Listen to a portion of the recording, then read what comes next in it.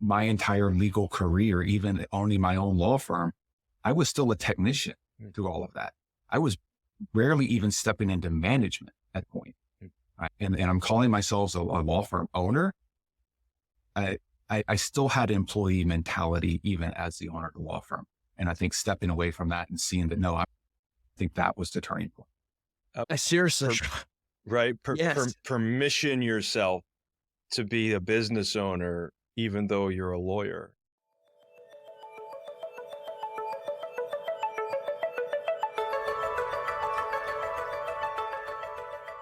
Hey, law firm owners, welcome to the Your Practice Master podcast. We're your hosts, NPS, and I'm Richard James. Welcome to today's show. And today we're joined by attorneys Will and Kelly Grafton. Super excited to have you on the show. Super excited to learn a little bit more about your journey. Will and Kelly, welcome on. Thanks for having us. Thank you for having us. Absolutely. Absolutely. Well, yeah, I'm excited to have them because these are some of the OGs, right? Yeah. Of our world. And they are officially winners of the Entrepreneurial Attorney of the Year contest. What year was that, guys? Was it 2018 or 19? We won for 2019. Yeah. In 2020. That's right. 2019. So right before everybody went through a little bit of hell. So here we are on the other side of that story. And I can't wait to hear about what's going on. So Michael, you want to lead us off? Yeah, absolutely. So look, one of the little fun icebreakers we like to do is starting with something that someone else probably doesn't know about you. So you guys can both go, or you can go collectively together just to break the ice for the audience a little bit. Something that somebody doesn't know. Well, I'll go while you think about it. I used to work in professional sports before becoming a lawyer. I worked for the Baltimore Orioles for 6 years. And then after that, I was with Ticketmaster, and I used to run around the country to all the professional sports teams and universities and theaters and teach them how to run their businesses better. So it was a little bit kind of like you guys do, but a totally different world before law school. Are there perks? Like, do you get great seats or get to meet any of the players? Well, or sure. When I worked for the team, absolutely. And I still have a lot of friends that work in a lot of ballparks and stadiums across the country. I'm not one for calling in favors too often, but I think I could. I don't know. When I hit 6-0, I might be calling you in for some favor for something somewhere. I don't know. One of my big numbers here, Kelly. I didn't know this. I now have this information in the back of my pocket. Well, there you go. Good. Thank you so much for that. Let's put it this way. We didn't have any trouble getting playoff tickets for the Orioles when they were having their playoff runs. We didn't have any trouble getting World Series tickets when it was in Philadelphia or, other nearby areas. Right. So some of the harder to get tickets, some of those favors came in handy. That's great. How about you, Will? Let's see. Well, a lot of people don't know that I got to Maryland by way of Hurricane Katrina in 2005, where I was running a successful law firm that got completely wiped out. Everything I owned was destroyed, and I had to rebuild my whole life from nothing. But look at what you have today. Yeah, what's really fascinating to me is both of these things are truly things I do not know. This is actually kind of interesting. This is very interesting to be able to get a scoop on. So, wow, kudos to both you and Kelly, because that's pretty impressive to where you're at now, to say that you rebuilt from Hurricane Katrina to now. Super exciting. I'm curious. So obviously we talk about Entrepreneurial Attorney of the Year 2019. Here we are. We talk about the journey from Katrina to now, but talk a little bit about that journey. So as a law firm owner, what did your entrepreneurial journey look like? Oof. Well, we could go back to the beginning when we were sharing a desk in a small basement office facing each other for several years, as husband and wife and partners. It was either going to make us really close or drive us crazy. And it did a little bit of both. And then from there to expanding our business and connecting with this network of attorneys, and really from there, just exploding our growth. I think from my perspective, the first couple of years, we weren't committed. We weren't sure we were going to do this entrepreneurial thing. We both came from big law firms. I was at one of these, tall tower, big law places for 5 or 6 years. And I was still sort of looking for that again, the stable income, the somebody else has to worry about the rainmaking. And I just get my salary and bill out $1,000 an hour and life is good. But we were building our family at the same time. And I knew I couldn't do that in a big law firm. And Will presented us with this opportunity because I said to him, I want to learn something that I can be an expert at. I was a litigator. I'm an appellate attorney. But I said, I want a subject matter that I could become an expert in. And he says, well, why not bankruptcy? That's what I've been doing for however many years it had been at that point. So we hung a shingle and said, yeah, let's be a bankruptcy firm. But for a couple of years, we were still only had our toe in there. We weren't sure we wanted to do it. It wasn't. You still kept your job for a while, right? Oh, Kelly? yeah. Yeah. I was still working full-time elsewhere until somewhere in 2019, I forget. I actually took my last case to trial at the end of 2019. I have not been practicing independently since then. I've been running the business. So we were able to sort of replace my income that I was getting elsewhere as well with just this bankruptcy practice. So I've got a +1 on that, Michael, if you don't mind. I think a lot of small business owners in general, hope for this I dream of Jeannie moment, nod your head and it's all there, right? And it's instant. What's the truth about the length of that journey? How long did this take from sharing a desk and, still having a job to pay the bills while you're trying to figure it out till now, where I know you're still figuring things out. There's always things that change, but, revenue's steady, growth that is heavy, and, you made it through the dark times of the pandemic. How long did that whole thing take? I mean, it's still ongoing, right? I don't think it stops. Right. Fair enough. As an entrepreneur, I don't, I guess when you stop that growth or stop that development, I think that's when you kind of start to stagnate. Yeah, but I think. How about to the point that you felt like okay, we can do this? I guess that's the real question. So I would say it was a good 4 years, of us sharing that basement office, literally kneecap to kneecap. He had the side of the desk with no leg room. I had the side with the leg room because I'm, the female, I guess. And we did that for pretty much 4 or 5 years. Now we had our kids at that time, so I had some time off here and there, but it was several years. And then we decided to move out of the basement and get our own place, put our name on the wall. And when we did that, that's when things became official, I think. And we've grown from, just the two of us and no staff to 16 staff members or so. And, we're a real live place now. I'd say so. Yeah, for sure. I'd say so. I think an early tagline of this show, I like that, Rich. Revenue steady, growth heavy. I like that. You like that? Okay, good. Yeah. All right. Well, so look, obviously in any journey, it's a journey. So there's high points, there's low points. For you guys, what was one of those low points that you learned something from, that you were able to take from and adapt? I think we might have different answers here. I would say it was just the prior year where we came really, really close to, I think we're just at $1 million in revenue.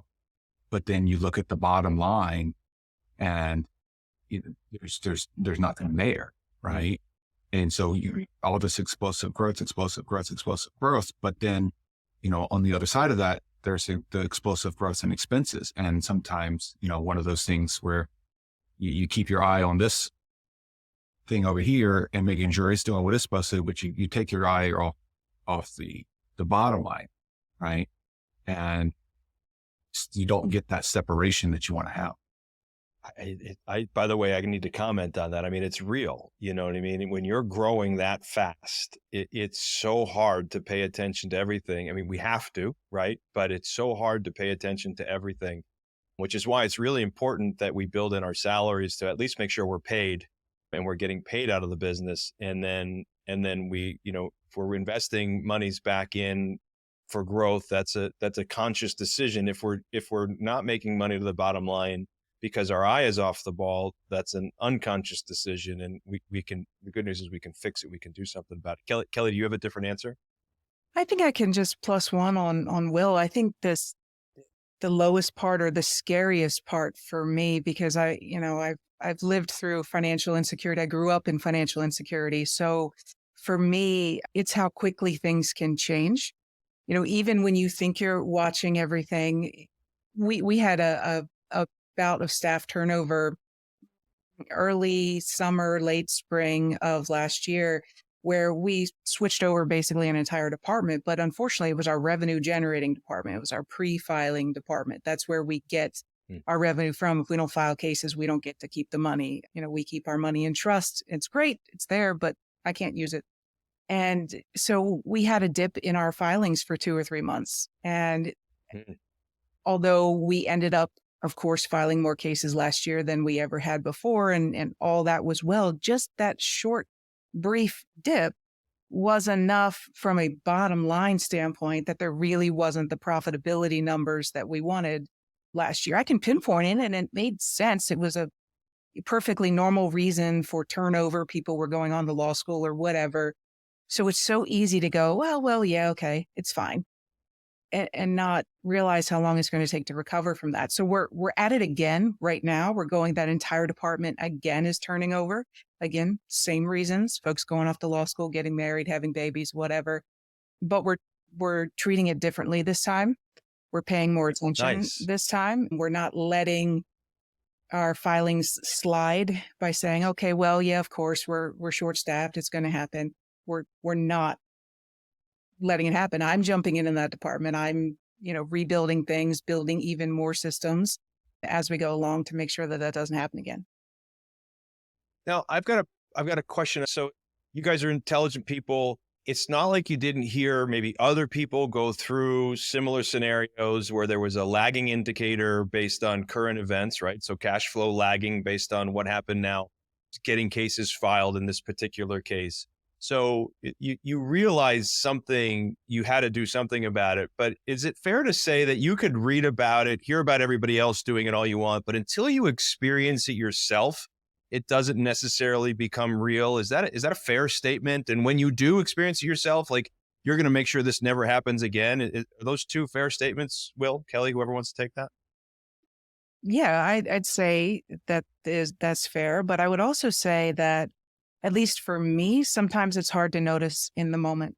There's so much going on, being a business owner, being an attorney, being a mother and a wife. And we've got so many people and so many moving parts. It's very easy to lose track of that and not really realize the impact of it until later, because your brain doesn't have time to process it. I think we're living in the moment, fire to fire, so often that it's not fair to say, man, you should have seen that, or you knew better, or whatever, because we just literally didn't have the capacity to see it at the time or do anything about it, right? Yeah, we don't want to wear the should hat. Right. That's for sure. We don't want to should all over ourselves. Yeah. But I do have a question, Will. Like, what do you think? So what's the solution? So is the solution just realizing it's going to happen, you learn from it, and you fix it so you don't ever let it happen again? Or is there another solution, you think?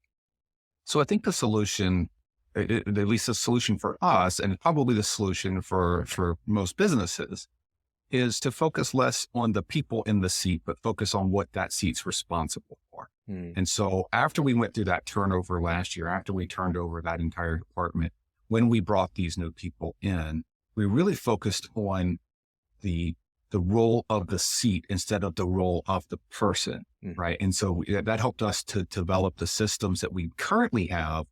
And so now what we're able to do is bring people in and say, this is the seat, this is the role, right? Not, these are all of these responsibilities, right? So we're able to fit somebody into a system that they can just pick up and go with a well-defined role, as opposed to what had been happening is, bringing in people and saying, this is everything that needs to be done. Let's figure out how to do it for you. Right. I think the the way we went about creating systems out of that. And as a matter of fact, we had you in our PIP call. Which for everybody who's listening is a weekly call that you're on. So that I jumped on. So a weekly meeting that we do with other entrepreneurial attorneys, and you were a guest on that call with us and went through the processes of collections and document collections. And I mean, I just remember we were actually on vacation at the time, and Kelly was in the car while I was entertaining the kids, and she was just taking copious notes. And we left there still on vacation, but working through it to help build these systems, build these seats, build these roles, so that when the time came for this turnover again, because it's going to happen, right? That we wouldn't run into that problem of having to just completely rebuild, right? It's plug and play as opposed to completely rebuilding the whole thing. Yeah, Michael, it's like they're relying on the system rather than relying on the people. So the people to run the system rather than the other way around, right? Right, and we got to have a system, and then we can plug the people in to run the system, and that's the formula right there. So you guys obviously experienced that point of recent times, but you did discuss being in a basement, kneecap to kneecap together at a desk. It took you about 4 years, Kelly, you said. What was the breakthrough moment in that time? Like when was that aha light bulb moment that things started clicking? I got to give it to Rich. Rich, you were our breakthrough aha moment. We had joined your world, sort of. You were sending us stuff on a monthly basis that we weren't even opening. We were committed. We still weren't sure if we were wanting to do this or not. And then we came out to one of your events, and it happened to be your Entrepreneurial Attorney of the Year contest event where everybody was presenting, what they had achieved in that year.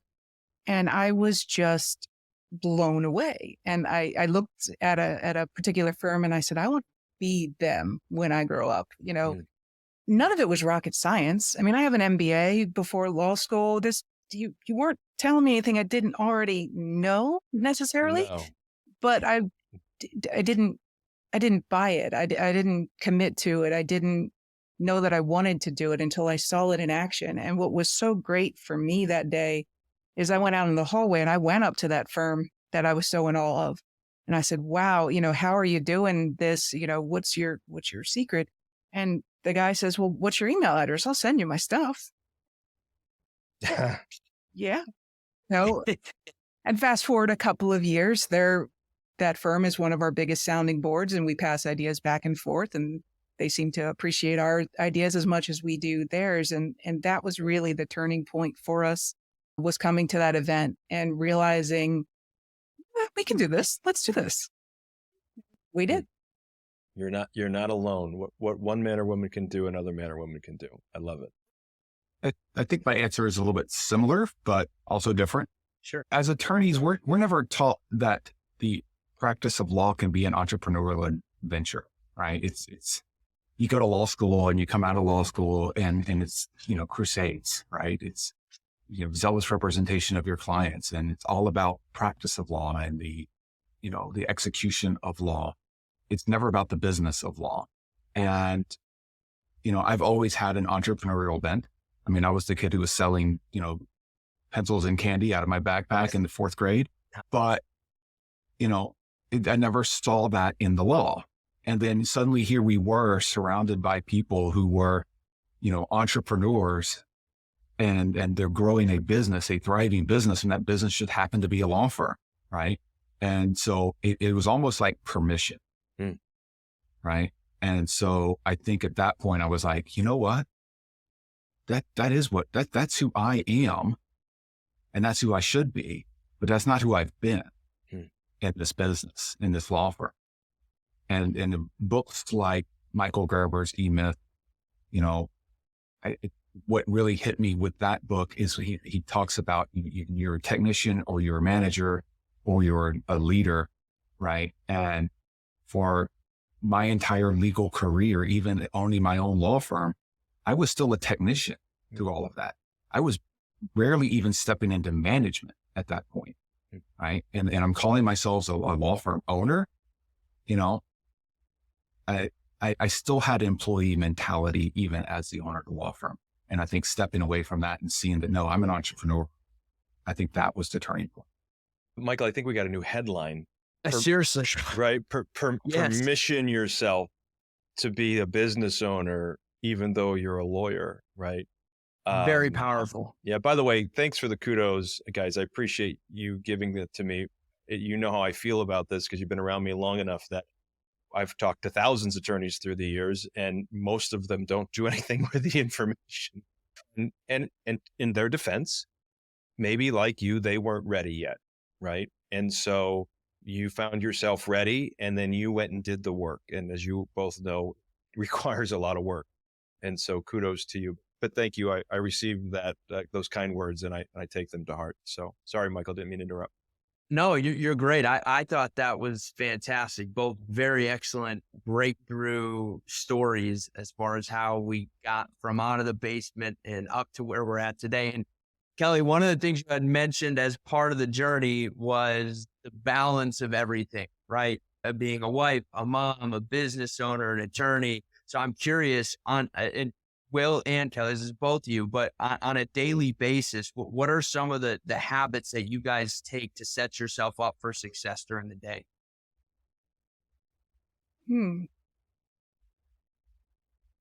not sure that we're very good at this part yet. I know I'm personally still working on it, on trying to figure out the best way to not be reactionary throughout my day and to stop dealing with fires and being more proactive. I guess for me, the best thing I can say is I've built systems, dashboards, I can log into my system. I can look at the dashboard. I can see, the list of things that need to be done. I can see the health of the firm. I can see money coming in, money expected to come in, where we are, how many, credit cards did we process last month or whatever it might be, whatever indicators I feel like I need to know that the firm is still, going. How many cases do we file, that kind of thing. I can see that all at a glance at my dashboard. So that is the first thing that I do in the day is log into that and see what's going on. I also have, for each of our departments, I have sort of their key indicators on my dashboard as well. So I can see if there's a problem going in with one or the other department. I still end up putting out fires and dealing with whatever pops up all day long. And I got to get better at that. I've been working with some folks, talking with Blaine. You guys know, of course, he's trying to He hasn't been on here yet, but he'll be here. Everybody will get introduced to Blaine for sure. He's definitely. By the way, Kelly, I call what you're doing is proactive reactiveness, right? You've created an environment where you can proactively build in systems to identify where you're going to be reactive. And that's not necessarily a bad thing in the stage that you're in. But your point about daily habits, you want to get better at it. I think I think we're all striving to continually getting better at. Appreciate the honesty in that and the transparency. Will, have you developed any habit? Like, are you more habitual? Yes, but it had to be forced on me. And here's what I mean by that. About 3 years ago, I think, 4 years ago, I started blocking off time on my calendar, right? Not just for me, but for staff and for other things. So, for instance, it's grown now to 3 times a day. Now I have 30-minute blocks where my staff has permission to come to me with any questions they have regarding cases, right? Before that, I was just getting bombarded, right? And so you're working on something, somebody interrupts with a question. It's not just a 2-minute question, it's a 2 minutes of question plus a 15 minutes of getting back on track to what I was doing before. So it was just, it was losing so much time. So that's where I started, was just blocking off this time for that, right? And then I discovered, hey, this is powerful, right? So I started blocking off time for other things. I actually have my breaks blocked into my calendar now, because if I didn't have them in there, I wouldn't take them. I would just keep going. They would fill them up with consults. Yeah. And I also block out, I have a weekly call at 3:00 on Fridays with my peers. And so that time is invaluable to me. So that's blocked off as sacrosanct, and that's the thing. Everybody knows it, right? Everybody knows not to violate that time on my calendar. By the And way, my so version of that is golf on Fridays. Just saying, I love my peers, but I tend to like golf. absolutely. So And, but for me, that time with my peers is also, not only is it valuable as far as educational to me, but it's also, the sanity, community, a lot of things that are important, that a lot of times when being an entrepreneur and you find yourself kind of on an island, right? You're surrounded by people, employees and clients and other things, but they're not necessarily your tribe. They're not necessarily the people who feed you as far as motivation and energy and things like that. So that time is valuable. I've got 3:00 on Monday now, boom, blocked off, right? These things that are just valuable to me as a business owner and as an individual. Same thing with my Wednesday nights, right? I've got that time. It's just sacrosanct. But it all started because I'm not good at habits, right? I would love to be Blaine Elkers when I grow up. wouldn't we all? I would love Wouldn't to we have all? that, Yeah. that level of, the man is amazing. Yes. That's not me, right? So I'm meeting me where I am, right? And so to do that, to force me to get into that habit, right? It took me putting this regiment as something inviolate on my calendar, not just inviolate for my staff and for other people who are scheduling for me, but for myself. Michael, what's yours? I never asked you. What's your daily habit that keeps you going? Well, to be honest with you, similar to Will, I've got to block the calendar, because if I don't block the calendar, I'm very similar in the fact that I'll just kind of keep going until I run out of things to do. So I'd say blocking the calendar is a super important habit of mine, and I try to do it a week ahead of time. Yeah. I'll try to block the calendar a week ahead of time for what I know I need to block out for on that week to avoid anything getting booked up. Because obviously, we have sales calls, and right now those go onto my calendar. So if it doesn't get blocked, it's going to get taken. By the way, I too forgot to block lunch today, so I'm not eating. I'm not either. I forgot to block lunch. I forgot to block lunch today. I made sure I ate an extra big breakfast this morning because I looked at my calendar. I'm like, well, okay, forgot to do that, so I'm not eating. Yeah, I think I know what happened. Doesn't matter. I'm not eating.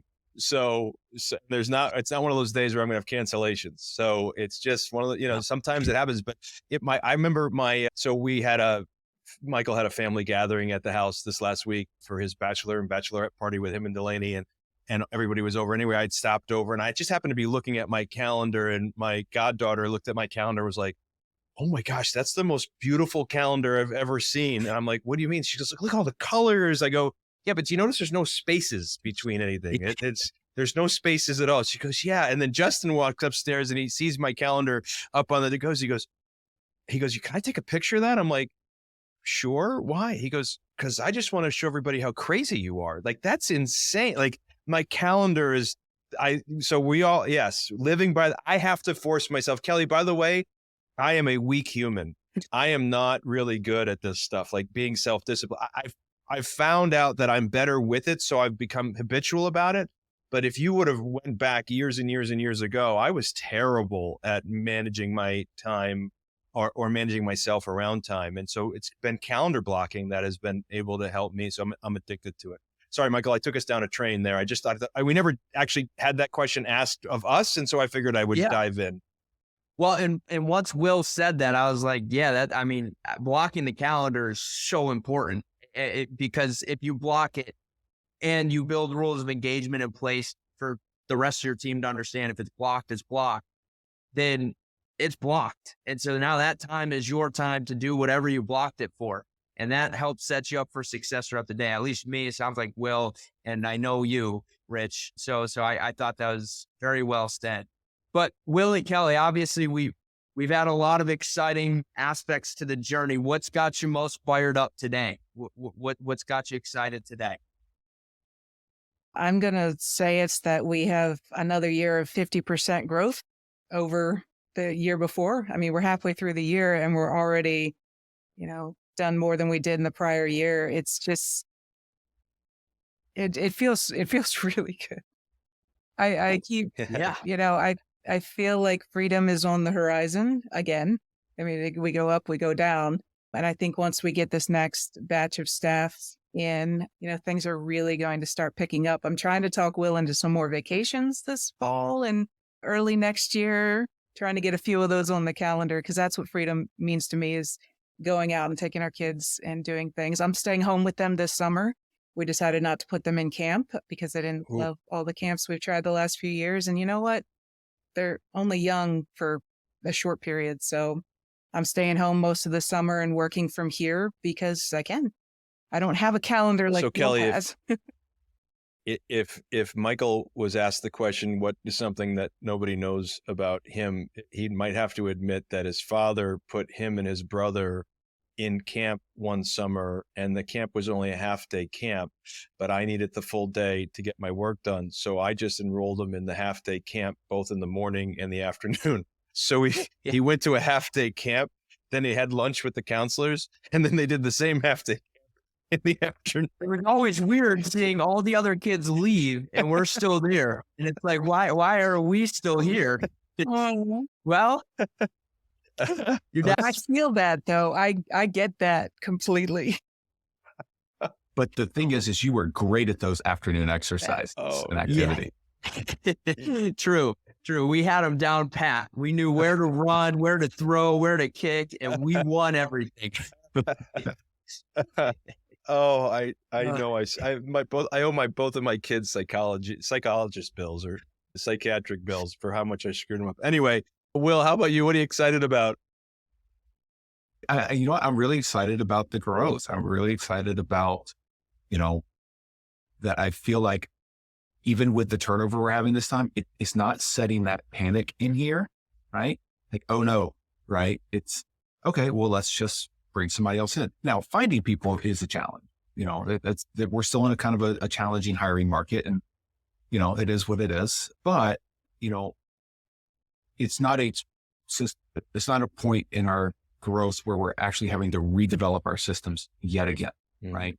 Because we got new people coming, right? And that's what we've been doing. And just getting over that hump and having this foundation in place now, it's just such a relief. I agree. And then, Hey, by the way, I want to point something out. So this growth that you're experiencing, for those attorneys who maybe don't know, but you mentioned it, you focus on bankruptcy, and maybe there's folks that aren't in bankruptcy and heard that bankruptcies were down, but didn't really know. I mean, bankruptcy numbers and filings were decimated across the country throughout the pandemic. And while I know that profitability was challenging for you through that period for different reasons that you've mentioned before, there were a lot of bankruptcy firms that almost went away or did go away because the business was literally gone down to nothing. I don't know that you necessarily grew through that period, or maybe you did, but you certainly held fast during that period. And then now you're on the other side of it where we're seeing growth go rapidly. Is that accurate? Oh, we've more than doubled since through that period. So so your market went down and you just gained more market share by using the same systems over and over again. Is that accurate? Yeah, absolutely. I mean, 100% accurate. 2019 and the first quarter of 2020 were our best ever. We thought we had it all dialed in. We thought we knew everything. It was fantastic. And then, of course, the bottom fell out. But we were able to not only maintain what we had done in 19, which we thought was the most amazing ever, but we grew in 20. We grew in 21, 22, 23. I mean, the growth has just been, hand over hand every single year, which is fantastic. I don't know. I don't know what to say. We'd be on these listservs or threads or whatever, Facebook, with other bankruptcy attorneys, and they're talking about how their phones are not ringing at all. And, we're getting 300 leads a month in the beginning of the pandemic. We were struggling to process them all, to actually get back and get in touch with people. So we had a different problem. We had more work than we could handle. So I don't know what the secret sauce was necessarily, but I think it was just building up all those years, getting those systems in place, having our numbers, knowing what we needed to do so that we could react. I mean, we switched our entire marketing when the pandemic hit. We went from, one style to completely different. And we were able to do that, by mid-April of 2020, we had everything new dialed in and ready to go, which I think really did save us. Yeah. Michael, where you want to go from here? Yeah, no. Well, I want to just ask for other attorneys, law firm owners that would like to get in touch with you, connect with you in any way, shape, or form, what's the best way for them to do that? Not that you have to make yourself wildly available to every not that you have to law make firm in yourself the world. wildly Right. available. But if they, because everybody's I don't busy. mind at all. Yeah, but if you prefer them to reach out to you on social, or do you want to give a general email or something like that? Let's not put out our cell phones. Yeah, That would be a good idea. Yeah, no, just reach out to us to our Facebook page. Yeah, Facebook works. Just Grafton Firm on Facebook. info@graftonfirm.com is a good email as well. We have really, really good gatekeepers. So that's why we both kind of chuckled when, how do you get a hold of us? I don't know. We got 16 people that stand between you and us, and they're not going to let you through. But Right. feel free. We do personally monitor those email addresses. We're not the ones responsible for them, right? We got staff members that do that. But, I've got info@Grafton Firm on my cell phone. I do look through it, and we get the Facebook alerts when people, reach out to us that way. So yeah, give us a try and stand firm with our gatekeepers. And I'm sure they'll let you through it. Yeah. And one of the best ways for everybody to do it is to comment on this, and we can always get those comments or questions. Well, Michael, why don't you talk about the gentleman's agreement real quick? Speaking of these comments. Sure. Yeah. So look, all we ask is we've got the gentleman's agreement. If this is not your first time listening or watching to the podcast and you've gotten value from it, we invest our time, money, and resources into the podcast to make sure you get value. So all we ask for in return is that you take a moment, you like, you comment, and depending on what platform you're listening or watching on, you either click that follow button or that subscribe button and turn those bell notifications on so you can continue getting more value from this. And while I'm at it, I just want to personally thank Will and Kelly. Thank you guys very much for coming on. I think this was super helpful, very insightful, and a lot of value bombs dropped throughout this. Yeah, I agree. I mean, obviously, I've been watching your journey from the very beginning. I remember meeting you at that event when you saw that EAY finalist on stage and having Will and Kelly say, we're going to be them someday. And you were. And it's been a real journey to watch a real joy to watch your journey. And yeah, Will, you're right. It's never over. We're always in this game. I'm back to working more hours before I did on Wednesday in a whole week. And I'm doing it on purpose because I'm on a new journey. And so we choose these journeys ourselves. But the great news is if we do it right, we have the freedom. It builds financial freedom. And Kelly, please schedule those vacations and make Will go with you. Just go buy them and get them to go. The business will be there when you get back. I promise. Okay. You heard it, Will, direct from Rich. And I know that you do not second guess Rich. So I'm booking Disney World. I'm just saying, it's nice. our son's birthday in January. I love it. Perfect. All right, guys. Thank you so much. Appreciate you. Thank you very much. Yeah. Thanks for having us. This was great. It's a lot of fun. Thanks. Thanks for sharing.